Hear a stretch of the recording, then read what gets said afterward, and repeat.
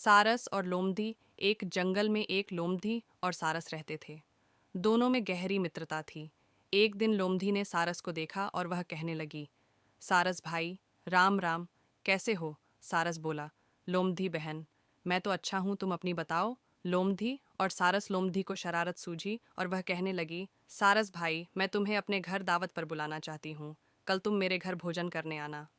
दूसरे दिन सारस लोमधी के घर भोजन करने पहुंचा। दोनों ने एक दूसरे को राम राम बोला और फिर मीठी मीठी बातें करने लगे। कुछ देर बाद लोमधी दो परातों में बहुत पतली खिचड्डी बनाकर ले आई और वह सारस से बोली, सारस भाई आओ, खाना खाएं। लोमधी तो जल्दी जल्दी खिचड्डी खाने लगी, लेकिन सारस की लंबी चोंच में खिचड्डी ना आई।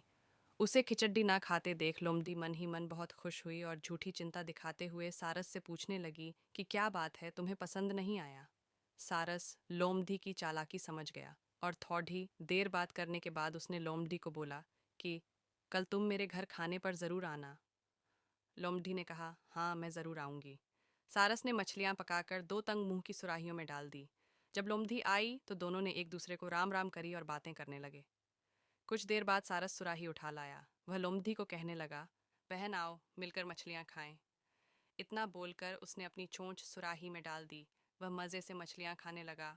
लोमधी का इतना बड्ढा मुंह सुराही के छोटे से मुंह में जा ही नहीं पा रहा था।